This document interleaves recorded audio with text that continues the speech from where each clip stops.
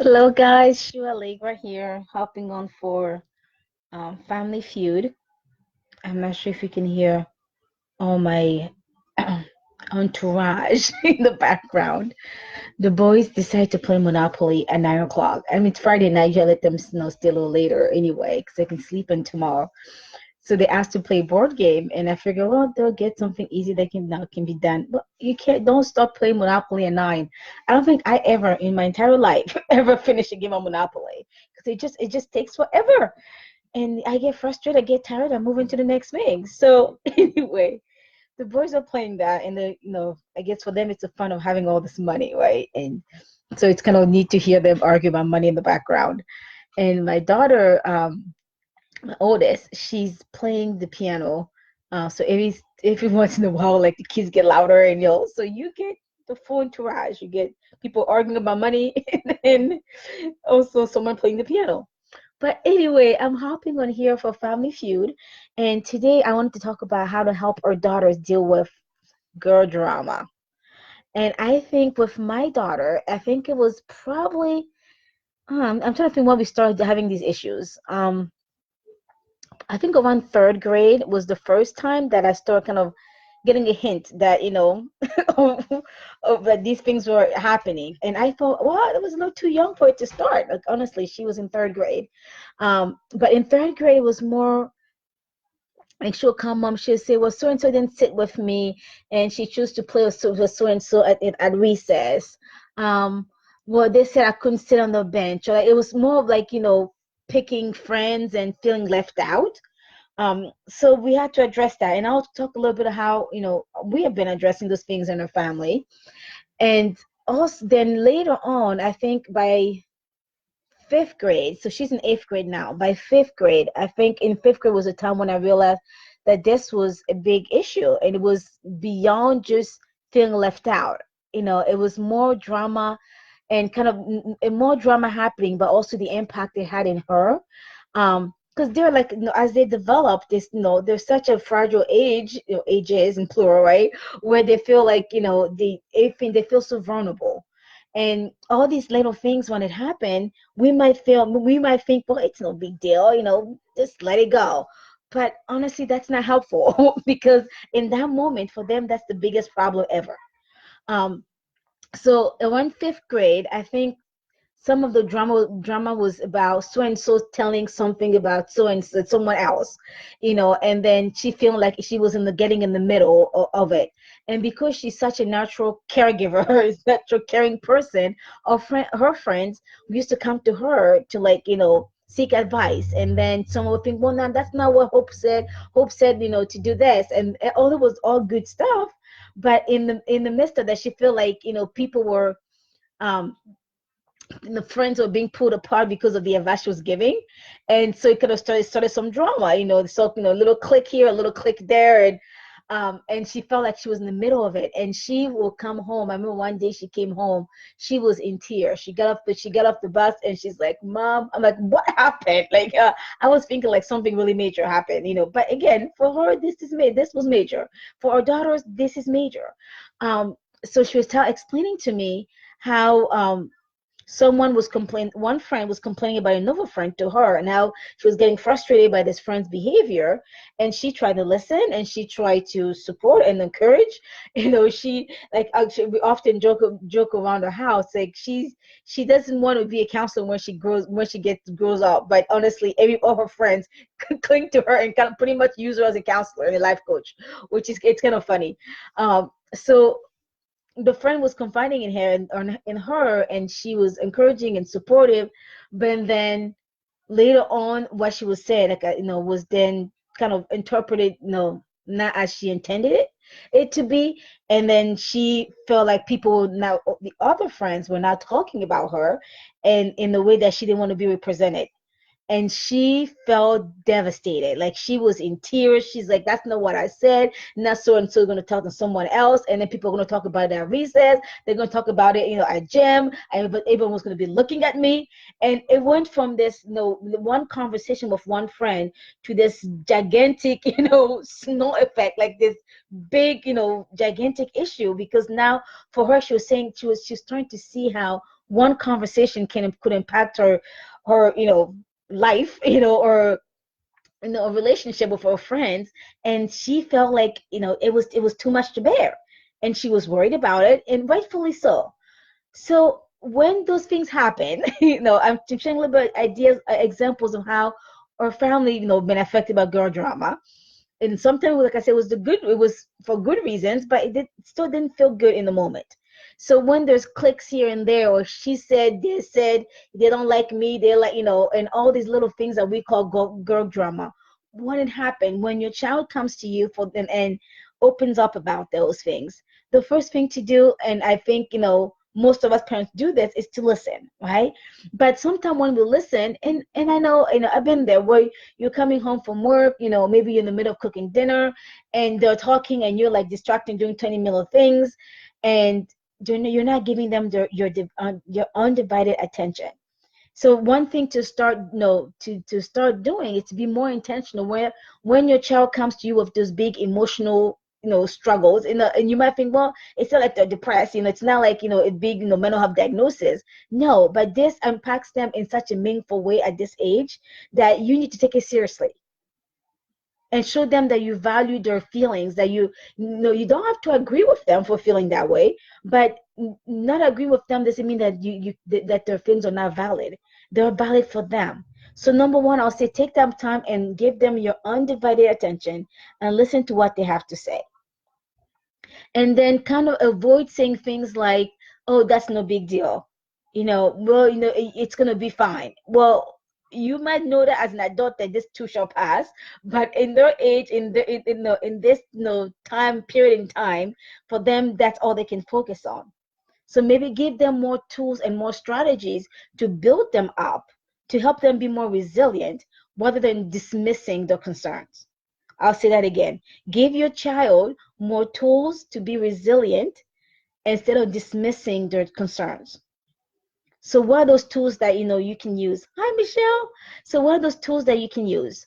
So I know for my daughter, first was trying to help her kind of see things out, expand her vision, if you want to expand her perspective on things. Just because one person said one thing doesn't make that thing true. So we start like checking the facts, and checking the facts, you realize, oh no, they said this, but I know that that's not what the other person said, and that's not how everybody sees me. And sometimes just helping them rationalize the situation helps them to kind of bring them again back to reality, right? And even as adults, we all need to have those people sometimes who help us like see reality for what it is, because we can get so wrapped up in our emotions that it's hard to see things for what they truly are. So like I said, number one, provide a safe place for them to talk. Give them your undivided attention. Don't dismiss their feelings, because for us it feels like it's something this small, but for them it's this gigantic, right? So don't dismiss their feelings. Take the time to listen, and then give them the tools to be resilient. So one of those tools, like I mentioned, is to help them see the bigger picture, to help them check the facts. Who else thinks this way? Who else said this? Is this really true? Or is this even true all the time? Maybe it's just true right now, but is this true all the time? And then the other question that I asked my daughter was, will this really matter, even at the end of the school year? Sometimes that's how they help them see the bigger picture. And she was like, no, I don't barely talk to this person anyway. I said, okay, so if it's not going to matter at the end of the school year, if you barely talk to this person, what can you do right now in the moment to kind of do to release these emotions right now? That frustration, the anger, or the feeling of being left out. Like, what do you need to do right now? So teaching your kids to kind of self-soothe is very important. It goes a long way, even as they become adults. How they can take care of themselves after a stressful day. If they work with a boss who's not so kind, and then you have to deal with that. You come home, you're bringing work drama with you, right? Teaching them the skills start at a younger age, and they're built up on that. So help them see the big picture, help them check the facts, and asking questions like, is this true? Is this what everybody thinks? Is this always true? Is this true all the time? And then will this matter at the end of the day? Does that matter next week? Will this matter at the end of the school year? Thank you, Michelle. I appreciate those. I appreciate you taking notes for us. And then will this matter later on? Because if it will not matter tomorrow, then right now it's not worth your energy. And sometimes I have to tell, I give, they'll just tell them it's not worth their energy to make them shut up, shut up and shut down. We don't want that. But telling them that you can use this energy to do something that's more productive, something that will help you. And then you can explore with your teen what they need to do. So some, good coping skills, some kids, love to draw, love to journal, love to listen to music or play an instrument. Tell them to, take care of themselves in the moment. And there have been times where my daughter will come so overwhelmed. She comes home so overwhelmed with whatever happened at school, just again, girl drama, that I tell her in this moment, it's even hard for you to articulate what happened. So what if we do something that's calming, something that's soothing, and then when you're ready to talk about it, we can talk about it. And because I've been, teaching her to do these things over the years, there's times where as soon as I said that, she's like, I got it, mom. Or sometimes she'll even say anything. She'll go in her room, she'll start playing the piano, like she's doing right now, or she'll start coloring or listening to music. And then later on, I'm like, hey, are you ready to talk? She's like, no, I got it. I figured it out. I'm good. Why? Because she learned to build those skills, right? Back to the idea of resilience. Because it's sad. It's a sad fact that we don't live in the kind world. So as much as we try to create an environment of kindness around us, we can't control people. So those are things we have to teach our kids, that we cannot control others, we can control ourselves, and we cannot put on everything that everyone says about us, or else we're going to destroy ourselves. So we want to protect our our little bubble, protect our emotion, protect our thoughts, protect our action, but you do so by taking care of yourself, both emotionally, physically, mentally. You need to do, they need to learn to do that. And the one thing that really helps, for my family and other families that I support, is helping kids build their self-esteem. Why does girl drama bother our daughters so much? Often is because they're struggling to have their identity of their own. They're struggling to value who they are as a person. So as soon as somebody says something, then what happens? It automatically destroys them, or they feel like they're being destroyed, right? And we know it's not true. And again, like I said, for us, you're just like, oh my goodness, you're really worried about that. You might think it, but please don't say that to your kid, because in that moment for them, it's very important for them. That moment, that's a big issue. So you want to respect and validate their feelings, and then help them cope and help them deal with it. So when kids learn to take care of their emotions and know who they are, like at the core, honestly, building that self-esteem, that self-worth, then they can encounter friends who are not nice. They can encounter drama, in school, at home, in the community. And yes, there's even girl drama at church. Just girl cliques at church and boy cliques too, I guess. But it's no environment is exempt from these things. But the way we help our kids to help build them up. If your daughter knows that they're smart, then it really doesn't matter what if someone else says. In the moment, it might not feel nice, and it's okay to acknowledge that what so and so said was not nice, and it's not nice for them, spreading rumors about you. But you keep building your reputation. You know who you are. A side story. So I have one daughter, the oldest, and then I have two boys. My boys are 7 and 5, and of course, just like any siblings, they love to pick on each other. So the younger one, for some reason, thinks it's funny to call his brother a girl, and they'll go, "You're a girl, you're a girl." And of course, the middle child will get so upset and can say, "Mommy, call me a girl. Mommy, call me a girl." So after hearing this for so many times, then now the way I stop that conversation, I just ask him. I say, "Are you a girl?" And he looks at me. He's like, "No." I said, "Okay, if you don't see yourself as a girl, if you don't think you're a girl, then it doesn't matter if somebody says you're a girl." And he just stops there and just like, okay, I guess not, right? And he's 7. Like now he finally gets it. But it's not just little teasing like that among siblings. It's the same thing that we want to teach our girls, and our sons as they get older. That if they have people who don't like them, they don't have to associate with those people. And it's also okay to also teach our daughters that not everyone's gonna like them, and that's okay. If you love yourself and you have a small core group of people who actually love you genuinely, not just these fake friends that we now everybody has, but genuinely loves you, that's what matters.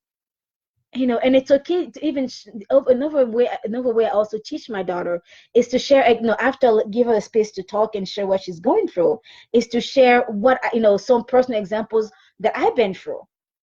That way they don't feel like they always don't measure up, because it's so easy when you start like preaching to your kid all the time, they feel like they can never do anything right.